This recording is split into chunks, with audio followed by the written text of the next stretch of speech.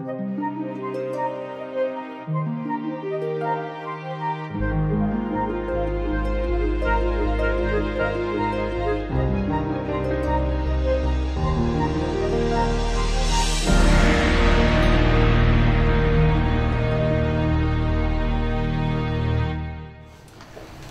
hello everyone. Our working language today is English, so it's a great honor to have you here, and it's a great pleasure for me to introduce Ambassador Mark Pekala. He is a distinguished diplomat. He has been a member of the United States Foreign Service. He has been a diplomat for almost 25 years now, is it? It's about, I think it's more than the average age of the members of this audience now, for better or worse. But during his career, he has worked on European and Russian affairs and on Eastern European affairs as well, in different capacities. He has served in various American embassies in this region, in Brussels as well, and back in Washington as well, of course, in the State Department and in the National Security Council as well. And since last year, he is ambassador to Latvia. Let me start out by noting that this has been a tragic week for the United States. Terror acts in Boston on Monday, and the previous night a major technological disaster in Texas, both incidents regrettably with the loss of life. So on behalf of all of us present here, I would like to extend our condolences and sympathies to you as a representative of the United States here. Okay, we have approximately an hour at our disposal. Ambassador will talk for about 30 minutes or so at the beginning, and then we hope to see a good question and answer session. So think about it, have your questions ready to shoot when we get to the Q&A session. The topic of the ambassador's remarks today is transatlantic relations after the economic recession. Right. It is transatlantic relations always, as you know, if you follow foreign policy, always a very important issue, not least to the our country here, to Latvia, as we all know. The alliance with the United States has for a long time already been and still remains one of the cornerstones of Latvian foreign policy. So now I shut up, and if I could just ask everyone to switch off their mobile phones or put them on silent mode or something. But thank you very much, Ambassador, for joining us today, and the floor is yours. Thanks, Edis. Thank you, Mr. Rector. Thank you all for being here today. It's a great pleasure for me to be here and talk to you. I hope to get at least as much out of this as I put into it, at least as much as I give to you. So I'm looking forward to a nice, lively hour where I will say a few things, and then I'm looking forward to your suggestions, thoughts, questions, criticisms, and we can have, I think, a good dialogue. Thank you, Edis, for your condolences. It has been a very difficult week for Americans. But it is a situation that the world has experienced before, sadly, and it's an effort that we try very hard to fight against terrorism, domestically or international. Maybe we'll talk more about that in the course of the day, but thank you for your condolences. It also hurts a little bit to hear that I've been in my job maybe longer than you have been alive, but hopefully that provides some wisdom and some knowledge, and I hope to be able to share some of that. And I also see that I seem to be wearing the same tie, and maybe even the same suit as that picture was. It's not planned as erroneous. So, transatlantic relations after the economic recession. I will talk about that, but also about quite a few other things, I think, and then tie them together into that theme as we go. And in order to get into transatlantic relations and the economic recession, I want to first start a little bit farther back and talk about what I see as, and probably I think you see as, the basic goals of foreign policy itself, the basic goals of any country's foreign policy and diplomacy. And I think for the United States, there are three. For most countries, it's about the same. The first goal, and I will talk about each of these as we go. The first goal of the United States foreign policy is the security of its people and the security of its friends and allies. Any government, any institution has security as its primary goal. As head of the United States Embassy here, my first and most important goal is to make sure that our people are safe. So we'll talk a little bit about the goal of security in foreign policy. That has to be the first fundamental goal. The second goal, I would say, for any country is the prosperity of its people.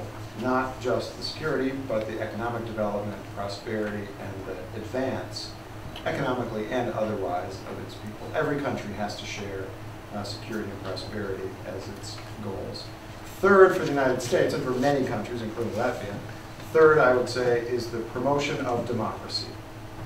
We, the United States, Latvia too, I'll talk more about this, spend time and money and ideas on promoting democracy in other parts of the world that need or want the help. So security, prosperity, and democracy. I'll talk about those in a slightly different order to finish up and and talk most about economics and the transatlantic relationship. Security is pretty straightforward. It's what countries have to do. It's why we have police forces. It's why we have militaries. It's why we have alliances. Countries spend a great deal of time thinking about this and spend a great deal of money and resources on it. For the United States, we are globally active. We are present almost everywhere, and what happens in the world affects us almost everywhere. So we, the United States, have concerns in Iran, in the Middle East, North Korea, the rest of Asia, Africa, South America, and in many other places the United States has security concerns and security arrangements. In terms of Europe, of course, we have NATO. Since 1949, there's been the NATO alliance. And for us, and the presidents and secretaries of state have said this for many decades, and I'll talk a little bit more about this. For us, NATO is the cornerstone of our security. NATO is the fundamental element of our security.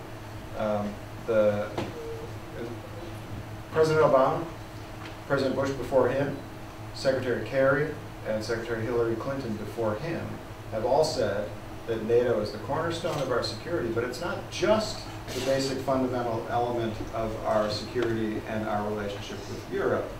It is the lens through which we look at the entire world, and not only in security questions, but also in questions of development and democracy and human rights and many other areas.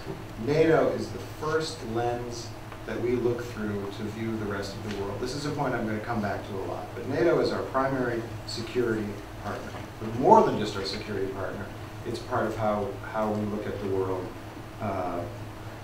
as a whole. There are now, I talked about North Korea, Iran, and so on. There are real threats from real countries still. That's not outdated yet. But there are lots of other threats and challenges around the world that don't come from individual countries. Crime, health threats, the proliferation of nuclear weapons or weapons of mass destruction, the movement of illegal goods and drugs, climate change.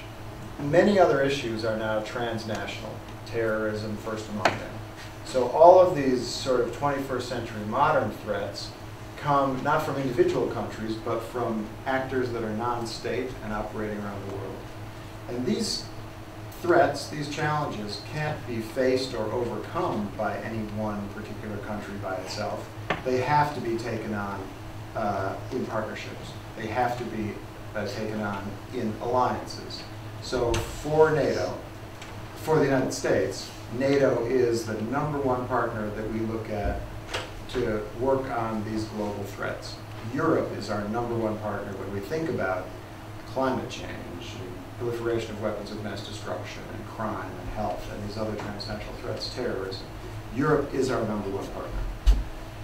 Latvia is a NATO ally since 2004, so Latvia plays the role of a very important partner for the United States in all of these security questions, in all of these security challenges. So that's sort of point number one, security.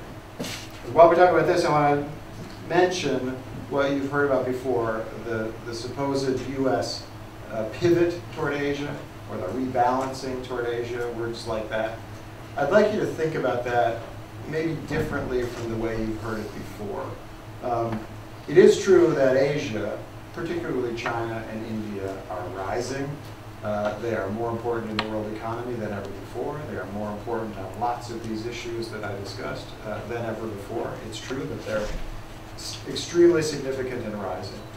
But it isn't true to suggest that the United States is removing its attention from Europe and putting its attention on Asia. Words like pivot and rebalance don't really characterize what's actually happening. We've been saying that we are increasing our attention to Asia, but we're doing that with Europe. We're shifting that perspective. We're looking at Asia more and more with Europe, alongside Europe, not by replacing Europe. The Latvian Parliament, Saima, had a foreign policy debate at the end of January. It was January 24th, and there was a great deal of discussion of phenomena, developments, changes in the world, and there was a great deal of discussion about Asia, particularly about China. And in fact, one of the parliamentarians, one of the deputies, said that he thought that day, he said publicly in the session of the Saima, that it seemed like there was more discussion about China and India than there was about the United States or NATO or issues like that. Maybe that's true. But the point that I would make is that we are all paying more attention to China and India and Asia, but not at the expense of our friends and partners. There's an expression in English signifying that you can do more than one thing at a time in your brain, and the expression in English is that you can walk and chew gum at the same time. We are able to walk and chew gum at the same time. We are able to be good friends and partners with Europeans, and we are able at the same time to think about the rise of China and India and what that represents. So first, security, NATO, our partnership with Latvia is very, very strong, and we'll come back to that. I'll do the third one second, democracy, because I want to spend more time on the economy. Democracy is fundamental to the United States, fundamental to Latvia. It is a basic part of our self-image. It is a basic part of Latvia's self-image. It's one of the profound, fundamental values that we share. When we talk about the U.S.-Latvian relationship, we talk about shared values, shared objectives. And one of the basic shared values that we have is a respect for and appreciation of democracy. We prize democracy. We would like and we want to help other countries get there too. The United States, as I said, spends a great deal of money, billions of dollars a year, a lot of time and effort on promoting democracy around the world. So does Latvia. Latvia has rich relationships and extremely productive ones with countries in the region, like Moldova and Georgia and Ukraine and Belarus, and in very strategic, focused ways has supported the development of democracy in those places.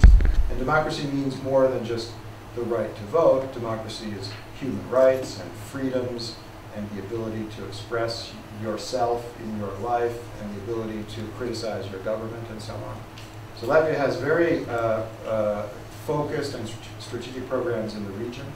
Latvia has worked outside the region as well, in Afghanistan, in Iraq, and there's a program now between the Latvian Ministry of Defense and Armed Forces with Liberia, a country in Africa, developing the officer corps in the Liberian Armed Forces and promoting democratic values and other strengths of free countries.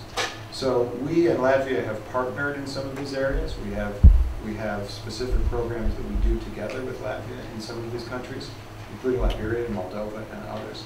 And we share as a very basic objective not only the protection of democracy in our own countries, but the support for other countries that are trying to achieve the same thing. And in many ways, Latvia can do this even better than the United States can, because for countries like Moldova, Georgia, Ukraine, Belarus, Azerbaijan, Armenia, and others, Latvia has been through that experience. Maybe before you were born, not quite probably, but in memory and in the experience of people who are alive, Latvians can demonstrate to other countries just how to do it, just how to make these extremely significant advances in democracy and the economy. We can't really do that. We can't tell Moldova what we did, because part of what we did was in 1789 and 1776. But Latvia can be a very, very effective model for countries that are making the transition to democracy.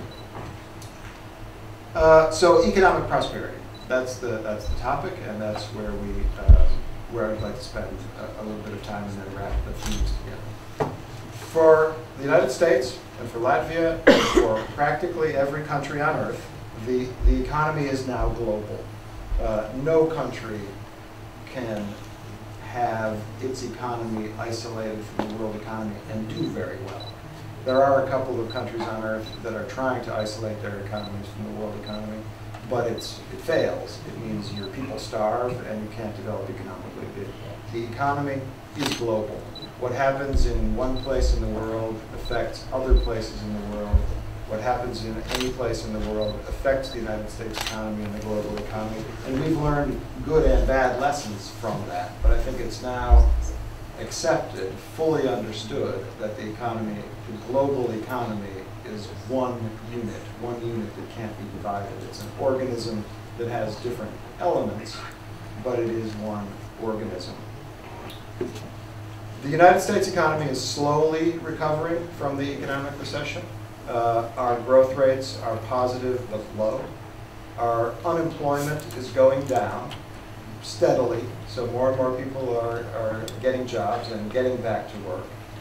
The numbers are therefore positive, not particularly strong, but things are moving in the right direction in the United States. Some things that are not quite measurable are also better than they have been. That's kind of people's optimism in the economy, investors' confidence about moving forward, the willingness of entrepreneurs and big companies to take risks. All of that is getting better and better, and that's the result of a slightly healthier global economy. In 2007, 2008, 2009, American investors were not confident about moving money overseas, not confident about starting new enterprises or new endeavors. In the United States, 2008, 2009, investors were contracting. They were moving back to the United States because of the uncertainty in the outside world. They have begun again to look a little bit outward, and I'll talk a little bit more about that. But so the numbers are positive, not particularly strong, but good, and the attitudes are getting better and better. And I think that's very healthy, and I think that's an optimistic sign. What happens in the European economy is important to us. I'll give you some statistics later to show just how important. But as we've recovered slowly, we're also seeing the developments in the Latvian economy.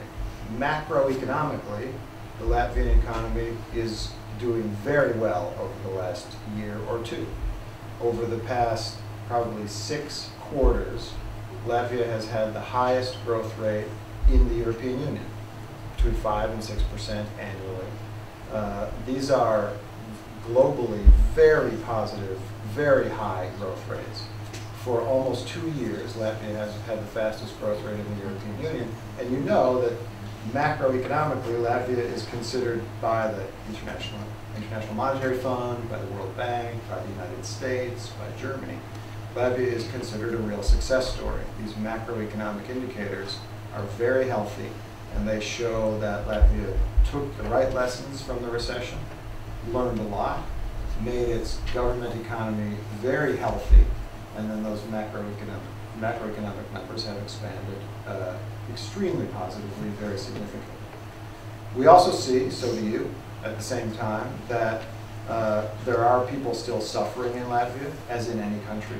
Those macroeconomic numbers, that progress, those 5 to 6% growth rates, haven't translated into every single Latvian doing better. We know that, you know that, the Latvian government knows that. but we do see positive trends in the development, and what is necessary for that further development, what is necessary to make people suffer less and do better, is probably happening. It's the development of the strength of the macroeconomic economy, the macroeconomy, and the integration into the global economy, which I'll talk a little bit about. So let me give you some numbers. When we talk about the U.S.-Latvian economic relationship, that is a very high priority of mine.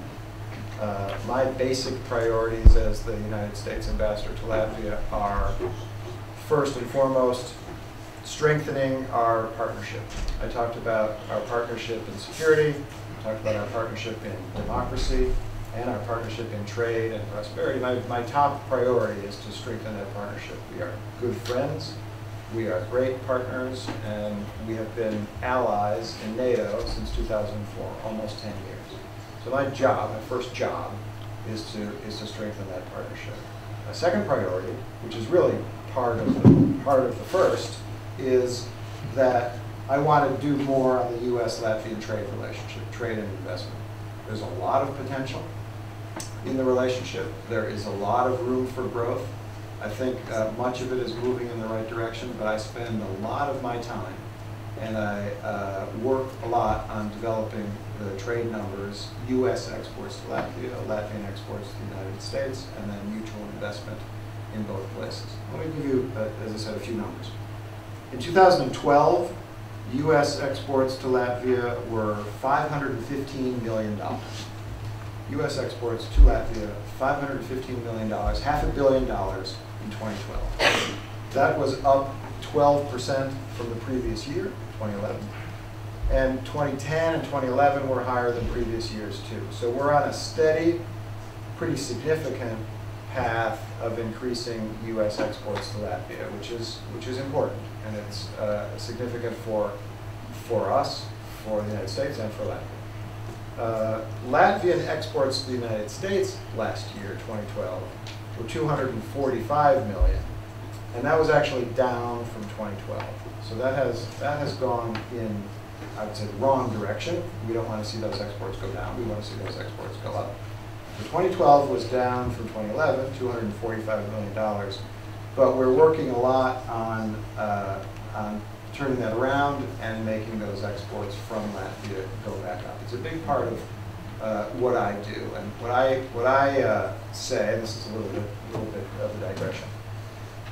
American businesses fully understand the potential here in the relationship with Latvia.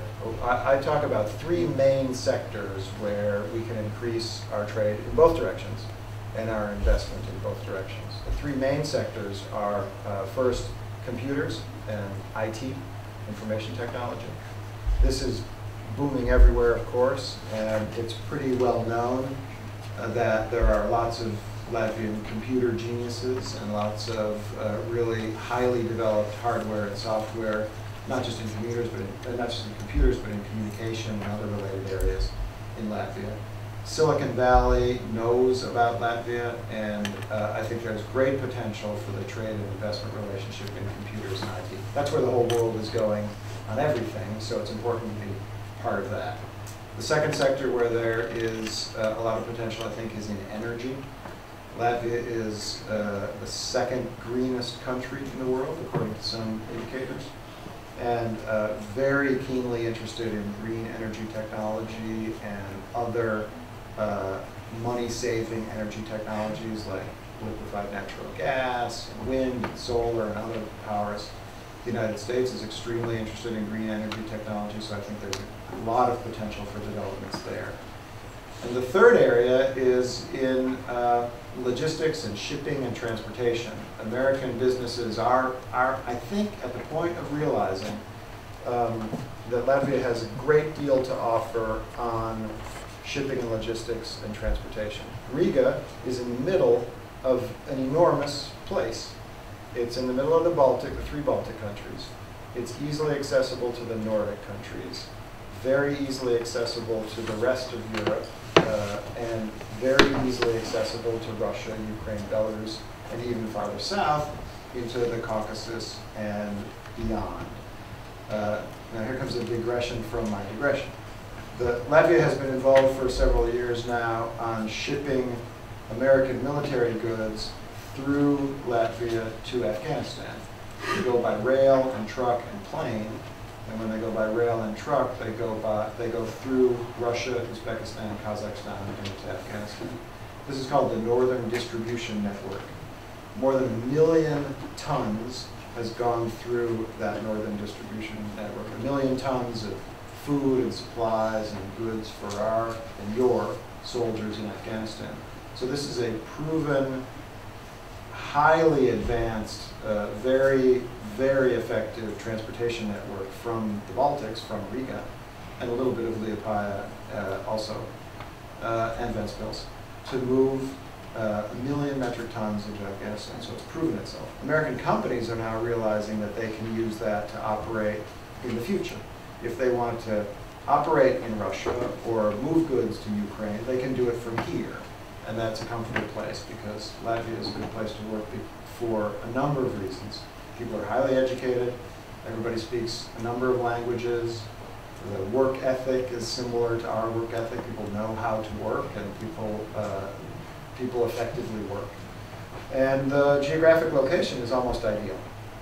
So this transportation, logistics, and shipping is another area after computers and energy, where I think there's a lot of potential. So we have a lot of work to do, but I think that with the investor confidence going up, with the American economy getting stronger, with the macroeconomic numbers doing much better in Latvia, and these areas of potential, I work on. It is part of my daily work to make some of this happen and make some of these deals take place. When we talk about Europe as a whole, the United States-European economic relationship, sort of the topic, the numbers are really, really staggering. They are really amazing. In 2012, the United States exported to the European Union as a whole $459 billion worth of goods. In 1 year, $459 billion worth of goods, $500 billion. The US-EU investment relationship, all told, European investment in the United States, US investment in Europe, is $4 trillion. That's a 4 with 12 zeros after it. So this is an enormously significant, tremendously beneficial relationship. So if we talk about just that relationship, the U.S.-European trade and investment relationship, it's 1/3 of all the trade in the entire world, and it's 1/2 of the output of the entire world.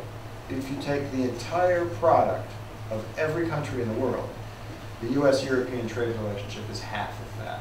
So when we talk about, maybe this is where I'll stop.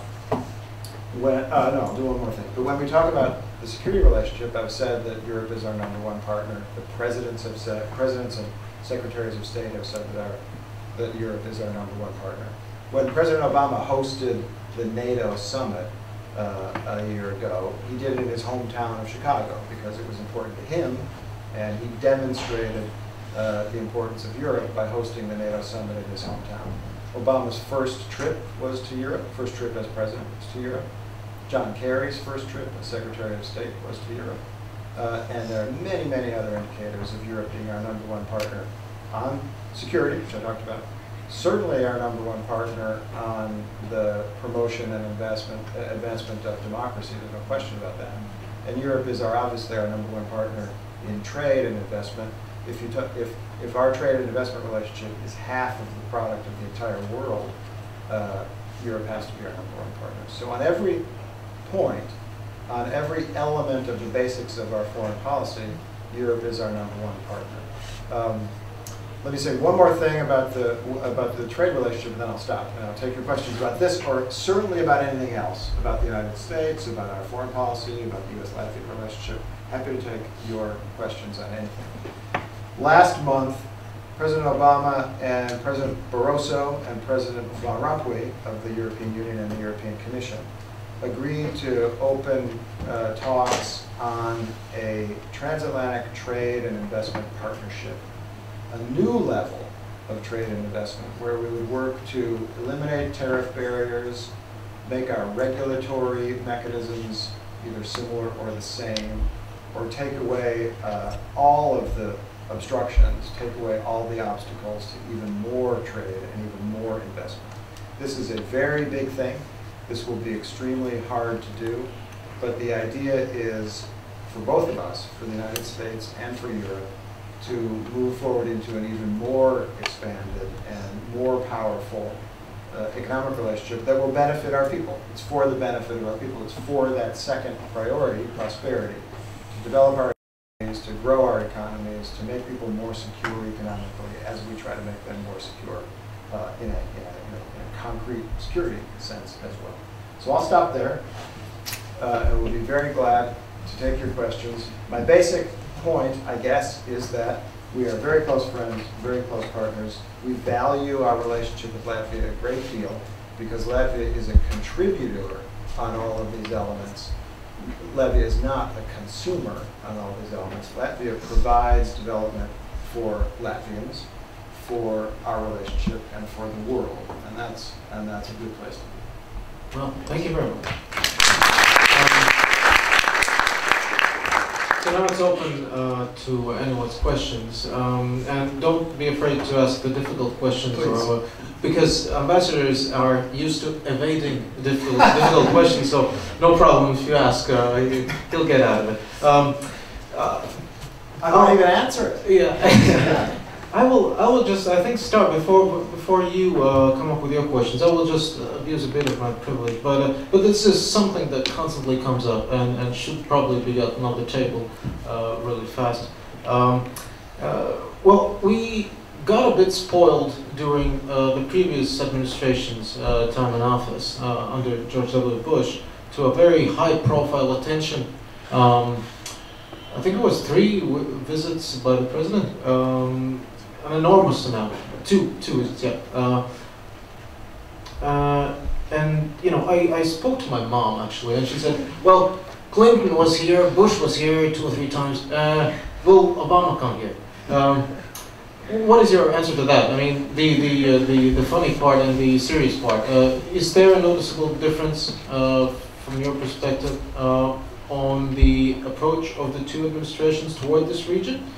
And will Obama come over until his term is over, before his term? No, I don't think there's a difference. I know there's not a difference in approach. Part of what I was trying to say was that President Obama, Hillary Clinton, John Kerry, certainly the leaders of the Defense Department too, understand that Europe is extremely important to us and a very valuable and very effective and a very productive partner. They have all said that from their first day in office. President Obama even, you can't call it a campaign trip, but he visited European capitals in 2008, before he was president, in a demonstration of his understanding of the importance of Europe and his affection for Europe. When I was the #2 in our embassy in France, there was no ambassador for 9 months, and so I was in charge of our embassy in France. President Obama came twice to France during that period, so I hosted him twice in France for a NATO summit and then for commemorations of the Normandy landings and D-Day on June 6th. So I spent a lot of time with him, and I can assure you that he fully understands the primary importance of Europe in our entire global approach. I mentioned, but I probably didn't say it well enough, Obama and John Kerry and others have said that NATO is not just our primary security partnership. It is the way we look at the whole world. It is the lens through which we see every development, and it's the forum in which we talk about everything in the world. So it is our first, Europe is our partner of first choice, always. So does he get that? Yes. Why it doesn't come up so much anymore, I think, is, if you're the smartest student in the class, the teacher doesn't really pay attention to you, probably, because you're doing fine, you will be successful, everything is going well. If you're the student who really needs some help to get a good grade, the teacher might spend some more time with you to really help you get a good grade. So what we are now, I think, doing with Europe, with most of Europe and with most European countries is, I almost never talk to Latvian officials about Latvia, really. I mean, there isn't a whole lot of homework for Latvians to do about Latvia. There aren't major challenges necessarily. When I talk to Latvian officials, it could be about the Middle East, or it could be about Asia, or it could be about or global crime, or health issues, or what we can do together in Afghanistan, what we've done together in Iraq, or how we can develop the economic relationship. We are talking to our European partners about other issues, about parts of the world where there are problems to be solved and areas where we can work together. I mean, it's an exaggeration to say that I don't talk to Latvian officials. I probably do that every day. But we also talk much more about these other areas where we are working together. So it is possible that European countries feel like they are just very good partners of the United States working on other issues where I think it's very important for us too, the United States, to demonstrate that we value this relationship, to demonstrate that it's for us in our relationship with Latvia, it isn't just about Afghanistan, it's not just about NATO or other parts of the world, East Asia or the Middle East. We must demonstrate that the relationship, we need to show and say that the relationship is very valuable to us because Latvia brings so much to the relationship. Part of the way countries demonstrate that value, this is a long answer, part of the way countries demonstrate that value is with visits and with focused, significant attention. So I can assure you that in terms of high-level visits to Latvia, that's something that I work on every day and talk about with Washington every day. And the President's schedule and the Secretary of State's schedule isn't really known. I mean, there's nothing on the schedule out into the future. It all takes shape between now and then. So we're very much working on that, and it's something I think about every day, something I work on every day. All right, that almost make it to the news. So something's cooking. Perhaps the likelihood of a high-profile visit will rise if we become a problem child. We have a lot of potential for that. Okay, people, use the opportunity, please. Yes, introduce yourself really quickly and yeah. So my name is Arturs Ansāns. I am a sixth-year medical student here at Rīgas Tradiņš University. Thank you, Mr. Ambassador, for your excellent speech. So I'm guessing I might have a difficult question, perhaps. It's an aspect of security.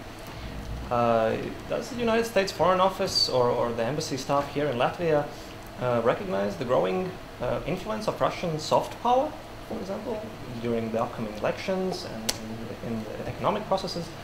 And should it be something that we should be concerned about, or no, or if something should be done?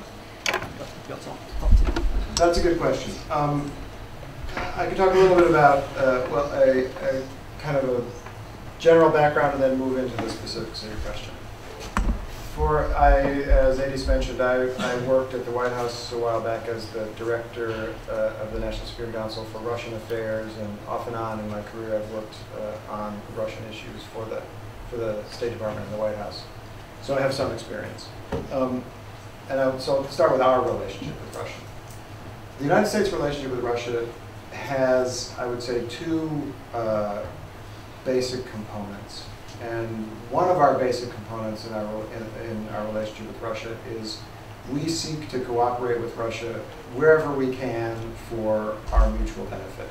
And there are many areas where we are able to cooperate with Russia. We, the United States.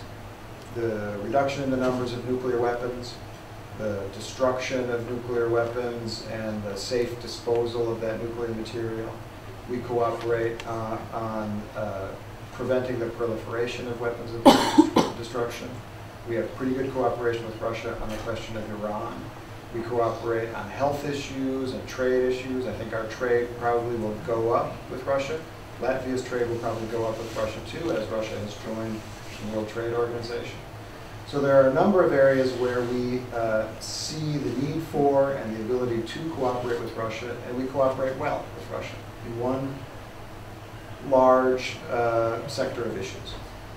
The other component of our relationship with Russia is that we do have differences. We have differences in principle about a number of fundamental issues. And we never hold back from making our view known about those differences. We express our differences publicly and privately with Russia, whether it's about developments in human rights, developments in freedom of assembly, developments in the judiciary or politics, or the way they prosecute crimes, or the way they treat democratic activists, and so on. We speak openly and also privately with them about those differences. So there are these two fundamental elements of our relationship with Russia. Cooperating where we can, but being very clear about where we have differences. Now I think that that's what we have to do in the United States, and our relationship with Russia will always be those two elements. For other countries, I can't speak for another country about its relationship with Russia. It's not my place. But when I talk to Latvians about these issues, and not just Russia, first of all, people talk about their relationship with Russia as pragmatic. And I would say that I mentioned this northern distribution network. And here is an example of very good pragmatic cooperation between Latvia and Russia. It's shipping, it's moving items across the border, trucks, airplanes, trains, in a way, that's moving freight in very large amounts across the border. The cooperation there, the pragmatic cooperation there has really been very good. And I think that most countries find that there are pragmatic elements where they can work with Russia. In terms of, you use the word threat. Latvians I speak to also generally say the same thing, which is that as a result of Latvia's membership in NATO, as a result of its ability to develop its economy, its institutions, its armed forces, and so on, now, as a result of being in NATO, Latvia feels more secure, maybe than ever in its history, or certainly for a very long time. So in the basic elements of security, I think the Latvians I talk to feel confident. In terms of soft power, we could have a very, very long discussion of what all of that means, and how other countries' activities either do or don't influence you, and how a democracy can think about those kinds of things.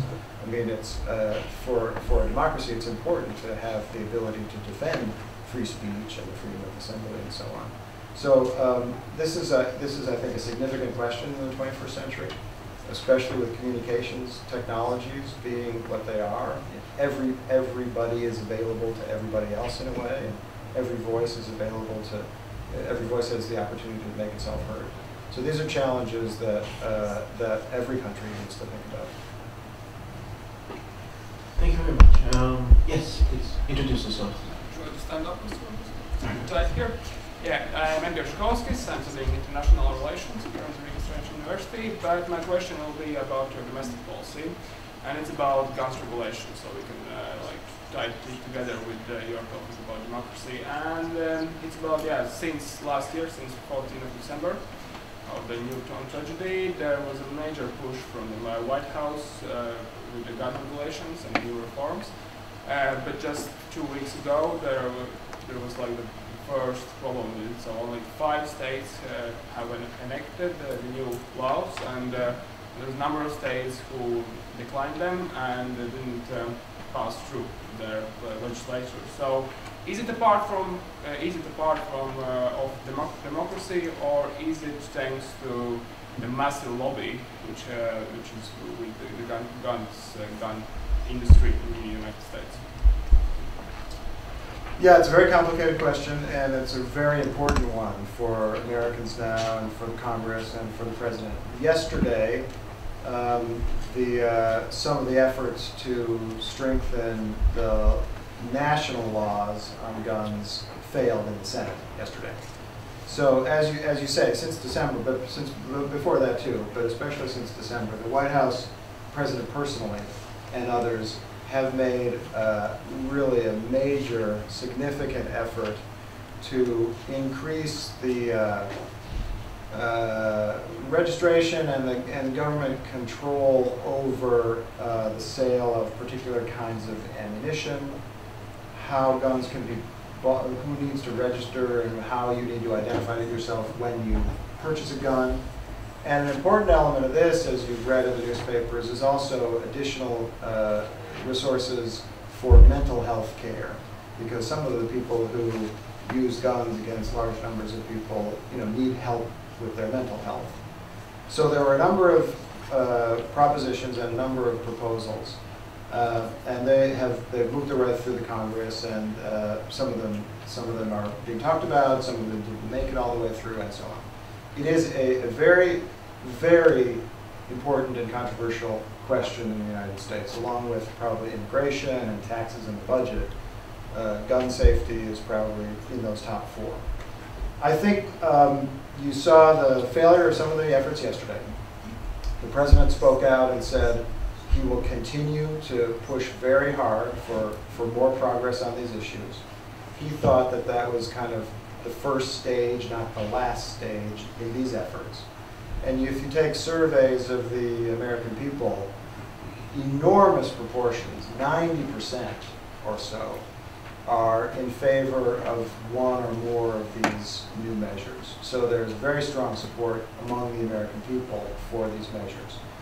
Politically, it translated into a different outcome, and you're already seeing today, as a result of yesterday's votes, you're seeing that this will be a major issue in our elections for the Congress in 2014, and if there are elections before that, there will obviously be a major issue for those two.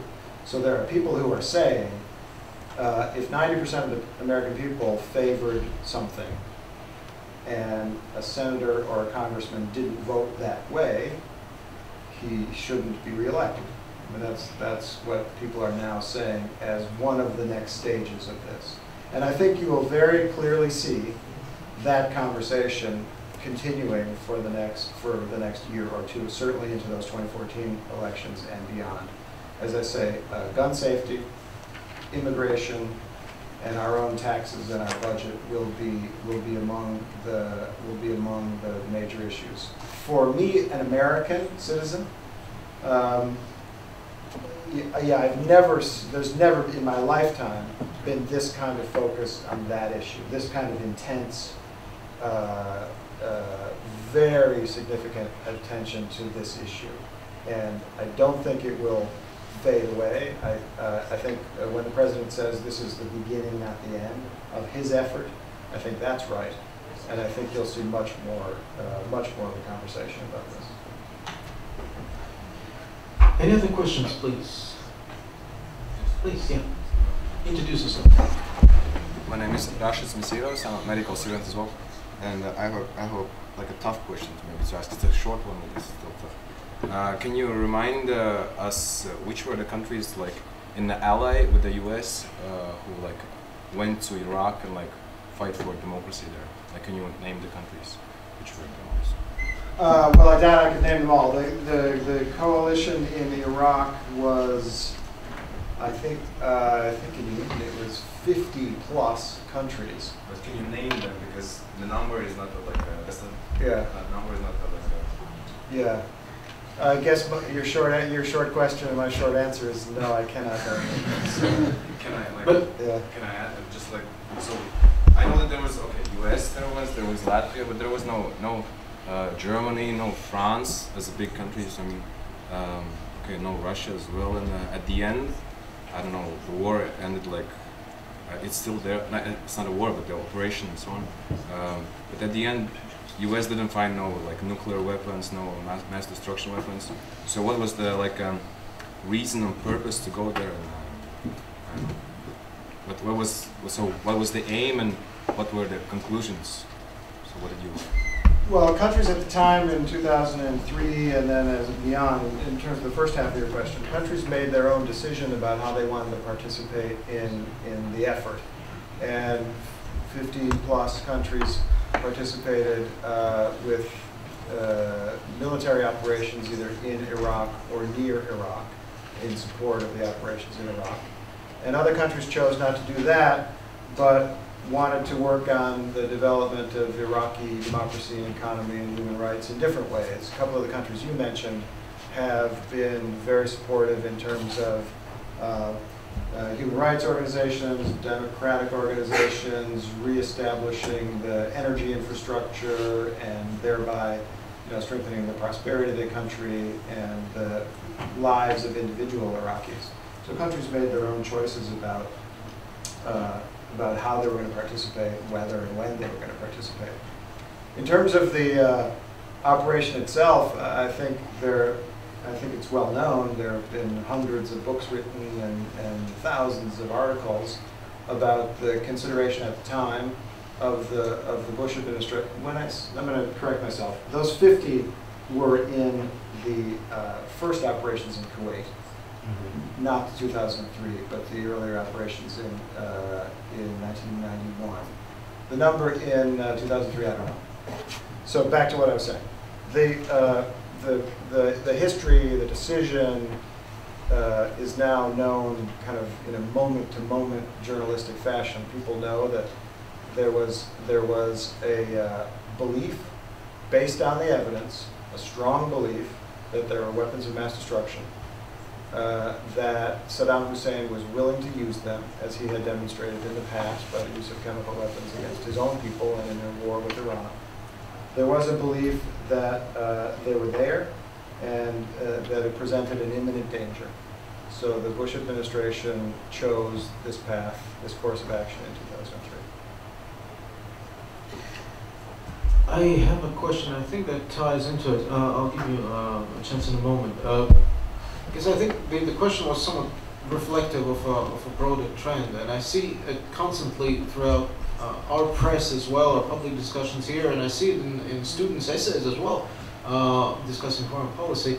Sort of an upward trend, perhaps not a very steep one, but nevertheless an upward trend in skepticism against the United States. Is that something?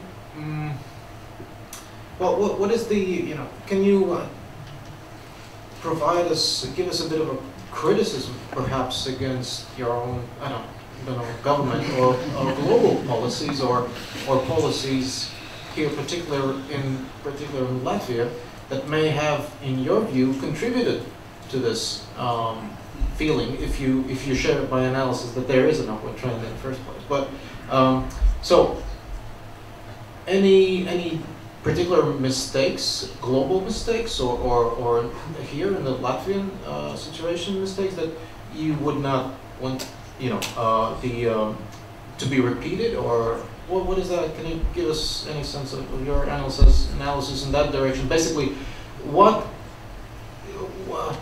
can you do for the public relations of the United States and Latvia, and what you shouldn't do to basically to do bad PR for the United States? Well, that's a good question. I'm not sure that I agree that there's an increase in skepticism. I think everywhere globally there is, and over the last 10 years, whatever, there is just a significant, by one order of magnitude or two orders of magnitude, a richer conversation. There's more dialogue. There's more ability for people to speak out, electronically and otherwise. There's more of an ability for people to listen. They can tap into any information sources that they want. So rather than a kind of black-white, yes-no dialogue, rather than a kind of choice between two stark extremes, there's a far richer, far more complicated conversation in the world about almost every issue. So it's a little harder to gauge whether people accept one thing or disagree with another thing, because there's so much of a rich conversation. I think that's basically good. I think it's basically understandable that the choices are not black and white, and that the dialogue is so complex and so rich. I think so that makes measurement a little bit harder. I think there is a lot more conversation and a lot more topics that are being discussed. I don't know that there's more skepticism, but I think there's probably a kind of a richer conversation. What can we do about that? What we very much want to do, and the President does this, and I certainly try to do it, and the Secretary of State does it, is make sure that we're listening as much as we're talking. That we are learning as much as we are teaching. The world is a complicated place. The world is a large and challenging place, and it would be foolish for us to think that we knew all the answers or that we had all the right answers. We don't. We need to listen and we need to learn, and that's what diplomats do. That's what presidents and secretaries of state do. So I think it's very, very important for us to learn and to listen as much as we teach and we talk. For example, I'm on Twitter and I tweet things, and I think that's interesting and fun, and I get a lot out of it. And I hope that I have a sort of an impact with that. But far more important than that is what I see and what I hear and what I learn. And that's what diplomats do. So we want to fully understand the texture of the conversation. We want to fully understand the complexity of the conversation. And we try very hard to do that. I suppose you will get a couple more followers after today's lecture on Twitter. All right, please. Yeah. Hi, Julia Gifford, international relations student. Also, I wanted to continue kind of along the string, but direct the conversation more in the direction of NATO. You mentioned earlier that NATO is your lens, it is your #1 partner in terms of security, human rights, and whatnot. But how does, what is the impact of the effectiveness of the organization itself if we see that the U.S. is acting unilaterally in terms of invasions of different countries without the sanction of the organization, which is your main lens? There's a very small number of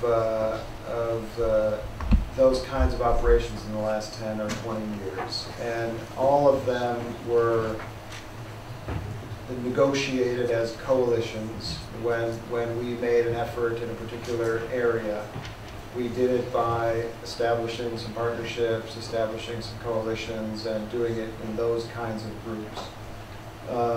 NATO has been around since 1949. It has undertaken innumerable operations and exercises and cooperative efforts together. And NATO is an organization that, as you know, takes decisions by consensus. Every state has to agree with an idea for it to become NATO policy. And that is our first effort and always our first thought. After the September 11th attacks in 2001, NATO declared that as an Article 5 event. The United States had been attacked, and all of NATO agreed that the defense, the reaction to that event was going to be a NATO reaction because a member had been attacked. Just as if any other member had been or will be, God forbid, attacked, there will be a fully unified NATO response. So NATO has gotten much, much broader in its sort of concerns and in its efforts. Started out with, I think 10 countries, then became 16. Now it's far more. And it's a forum for dialogue about climate change. It's a forum for dialogue about terrorism and crime and health. There's a NATO-Russia Council in which the NATO countries and Russia discuss significant issues of security and so on. So it's not the United Nations, because it's not global. It's a European transatlantic body, but far more, by multiples of, I don't know, tens or hundreds, far more discussions go on in NATO now than, say, 20 or 30 years ago. All right. We've got a couple more minutes left, so very brief questions and brief answers for the last remaining 5 minutes, please. Yes? first-year medical student. And my question is connected with security and economic. So is there some kind of effect on economy in other countries, not only in the United States, by providing security? And I'm speaking about wars and sending soldiers to Iraq, for example. So is there some kind of effect on other countries as well? Yeah, I'm not sure I have a simple answer to a very, very complex question. For hundreds of years, people have been talking about the connection between military operations and the economy. In some sense, of course, they cost a lot of money. Maintaining armed forces and feeding and supplying them, and they use fuel, and they cost a lot of money. The macroeconomists have also debated whether that spending, if you buy a military airplane, is that good spending or bad spending, and it creates jobs, and it creates the need to buy fuel and the need to buy seats for the airplanes and so on. Economists have debated whether that spending is different from other kinds of spending. And then in terms of the use of the armed forces themselves, I mean, there have been an infinite number of cases of armed forces being used, and probably a very complex number of effects, and economically as well as, you know, on a human scale and geopolitically as well. So I'm not sure I can really answer the question, but I guess what I can say is that now, after the recession, after the economic crisis, where countries are much more conscious of the effects of their spending, and it's much harder for countries to get that money through taxes to spend it. What I mean is government budgets are way down. In many countries, they're significantly down. Some of Latvia's ministries cut their budget by 20, 30, 40%. And in the United States, we face enormous budget pressure too. And in a democracy, one of the things that we're going to talk about a lot is whether or not that level of spending makes sense, and how much those resources should be put on those various choices. I'll talk about it a lot. Okay. We're out of time, actually. So let us conclude this one. I know there are some many questions, but nevertheless, we have to let the ambassador go. He has a next appointment, I suppose, with the president, or no? No, but with the Latvian minister. All right, good. We can keep him waiting. So my last question is: the next time we meet here, I don't know when it will be. We'll have a working language Latvian, right? So, are your Latvian studies? Or I am studying. well? Yes, Yeah? Mācos katru dienu. Oh. That's mani krūti. Okay. Paldies. Liels paldies. Well, thank you very much. Paldies. Let's give a good round of applause.